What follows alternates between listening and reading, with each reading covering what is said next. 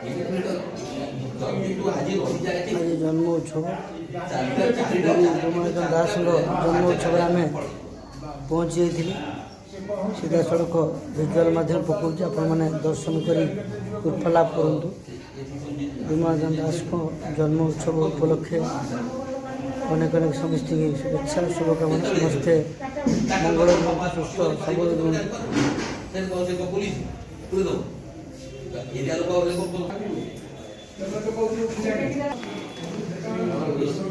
तू पळी कोणी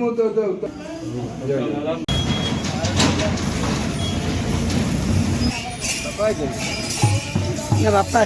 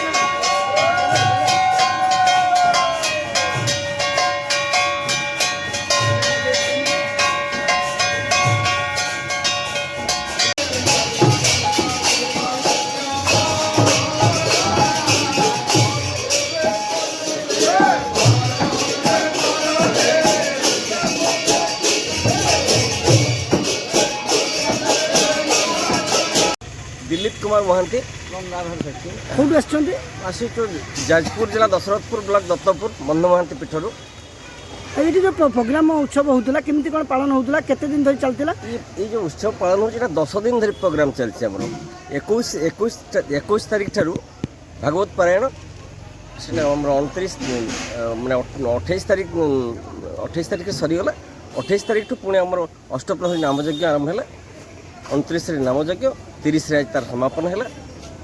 तो समापन आज कार्यक्रम शेष दिन आज कौन केमती व्यवस्था अच्छे कौन कार्यक्रम आज कार्यक्रम हूँ सर्वप्रथम आम नगर नगर परिभ्रमण श्रीमंदिर पर्यंत जाइए लोकनाथ मंदिर श्रीमंदिर जो मंदिर परिक्रमा करके आसिलु नगर नगर कीर्तन समापन है बर्तमान प्रसाद सेवन हम पुरी समस्त मठ मंदिर सब जिते अच्छी सब साधु सन्थों का निमंत्रण कराई बालक बालक भोजन अच्छी अतिथि सेवा अच्छी यहीपरी भाव में प्रति वर्ष ये कार्य चली आम देखुं कार्य सब जो होमती कौन पालन होते आनंदित के खुशी लगुच बहुत आनंदित भारत वर्ष विभिन्न प्रांत आसुँच कलिकता ठूँ आरंभ करके विभिन्न प्रांत ओडिशार विभिन्न जिलूर भक्त मान सुख छुटी आम श्रीपाद विमलाचरण दास बाबाजी महाराज ये अनुष्ठान प्रतिष्ठाता आज श्राद्ध दिवस उपलक्षे 10 दिन व्यापी कार्यक्रम चली भागवत पारायण ठू 21 तारीख आरंभ है 30 तारीख समापन आज होगा जाऊँगी आज शेष दिन में पहुँचला समस्त जाने जो जगार आसमस्त आज बहुत आनंद महान संत सिद्ध साधक 108 श्रीपाद विमलाचरण दास बाबाजी महाराज आज श्राद्ध दिवस भक्त मैंने बहुत आनंद उत्साह सहित पालन कर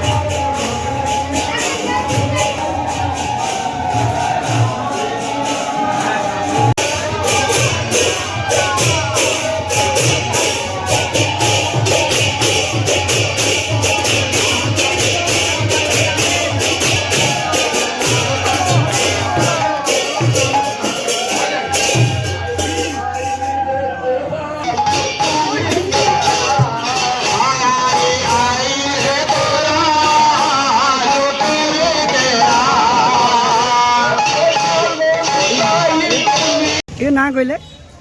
ଚନ୍ଦନ ସାମନ୍ତ। ଏ ଯେଉଁ ଆଜି ଆମର ଅଛନ୍ତି ଯେଉଁ ଜାଗାରେ କେଉଁ ଜାଗାରେ ଆଜି ନାମ କୀର୍ତ୍ତନ ସହିତ କ'ଣ ପୂଜା ଚାଲିଥିଲା କେମିତି କ'ଣ ପାଳନ ହେଉଥିଲା ଆଜି? ଇଏ ହେଉଛି ପୁରୀ ଲୋକନାଥ ଘାଟ ଆଉ ଇଏ ହେଉଛି ରାଧାରମଣ ଆଶ୍ରମ ଆଉ ଏଠାରେ ହେଉଥିଲା ଆଜିକି 3 ଦିନ ହେଲାଣି ଅଷ୍ଟମ ପରି 28 ତାରିଖ ଦିନ ହେଉଥିଲା ଅଧିବାସ ଆଉ 29 ତାରିଖରେ ନାମଯଜ୍ଞ ଆଉ 30 ତାରିଖରେ ନଗର। ଯେଉଁ ଆପଣଙ୍କର ହେଉଛି ବର୍ଷ ଥରେ ଯେଉଁ ଫଙ୍କସନ୍ଟା କରାଯାଉଛି କେମିତି କ'ଣ ସମସ୍ତେ ଆସୁଛନ୍ତି ଦୂର ଦୂରାନ୍ତ ଲୋକ ନା କେମିତି ଫଙ୍କସନ୍ଟା ପାଳନ କରାଯାଏ? ସମସ୍ତେ ଆସୁଛନ୍ତି ଦୂର ଦୂରାନ୍ତ ଲୋକ ସମସ୍ତେ ଭକ୍ତ ଆସୁଛନ୍ତି ସମସ୍ତଙ୍କ ଆସୁଛନ୍ତି ଶିଷ୍ୟ ଆଶ୍ରମର। ଏବେ କେଇଟା ଅଛି? ତଥାପି ଯେଉଁ ଆପଣ ନାମ କୀର୍ତ୍ତନ ସରିଲା ପରେ କ'ଣ କାର୍ଯ୍ୟକ୍ରମ ଅଛି କ'ଣ କେମିତି? ଏଇନା କାର୍ଯ୍ୟକ୍ରମ ଅଛି ଆପଣଙ୍କର ବୈଷ୍ଣବ ସେବା ହେବ। ବୈଷ୍ଣବ ସେବା ହେବ ପରେ ତାପରେ ଆମେ ସମସ୍ତେ ଅନ୍ନପ୍ରସାଦ ତେଣୁ ଯେଉଁମାନେ ଆସିଛନ୍ତି ସମସ୍ତେ ଅନ୍ନପ୍ରସାଦ ପାଇକି ଯେ ଯେମିତି ହେଲେ 3 ଦିନ ହେଲାଣି ଆପଣ ସମସ୍ତେ ଜାଗାରେ ଉପସ୍ଥିତ ଅଛନ୍ତି।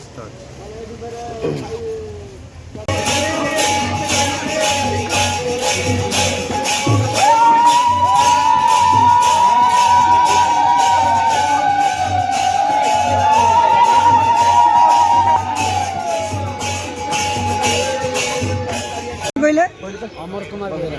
ଆଜ୍ଞା ଅମର କୁମାର ବେହେରା। ଏ ଯେଉଁ ଆପଣ କୀର୍ତ୍ତନ କରୁଛନ୍ତି ନାମ ଧରିଥିଲେ କ'ଣ ପାଇଁ କରୁଥିଲେ କ'ଣ କେତେ ଦିନ କରୁଥିଲେ? ଆମେ ଏଠିକି ଇଏ ପୁରୀ ଶ୍ରୀକ୍ଷେତ୍ର ଜାଗା ଯେହେତୁ ରାଧାରମଣ ଆଶ୍ରମ ଏ 6 ବର୍ଷ ହେଲାଣି ଆଜିକି ଏ ଜାଗାକୁ ଆମେ ଆସୁଛୁ ସବୁ ବର୍ଷ ସଂକୀର୍ତ୍ତନ ନେଇକିରି। ଆମ ଘର କେନ୍ଦ୍ରାପଡ଼ା ଆଉ ମାର୍ଶାଘାଇ ବ୍ଲକ ଗଛରେଇ ପଞ୍ଚାୟତ ବାରତୁଙ୍ଗା ଗ୍ରାମ। ଆମେ ସମସ୍ତେ କୀର୍ତ୍ତନ ଭାଇମାନେ ସମସ୍ତେ ଆସିକିରି ଏ ଜାଗାରେ 6 ବର୍ଷ ହେଲାଣି ଆସିକିରି ନାମ ସଂକୀର୍ତ୍ତନ କରୁଛୁ ବାବା ବିମଳାଚରଣ ଦାସଙ୍କ ପୀଠରେ ମଠରେ। ଏଇ ରାଧାରମଣ ଆଶ୍ରମରେ ଆମକୁ ବହୁତ ଖୁସି ଲାଗୁଛି ଯେହେତୁ ଏଠିକି ବହୁତ ଆନନ୍ଦର ଜିନିଷ। ହରିନାମ ତ କହିବାକୁ ଗଲେ କୌଣସି ସବୁ ଇଏରେ ସବୁ ହରିନାମ ହିଁ ସବୁଥିରେ ମୁକ୍ତି ସାର।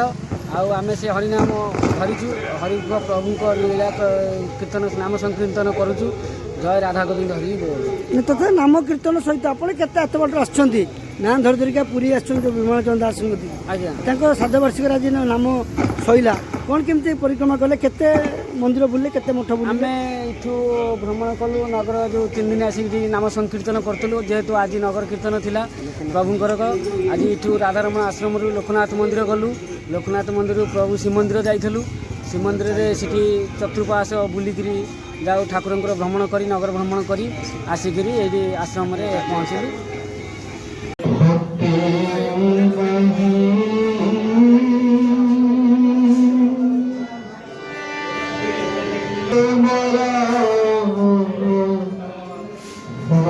Oh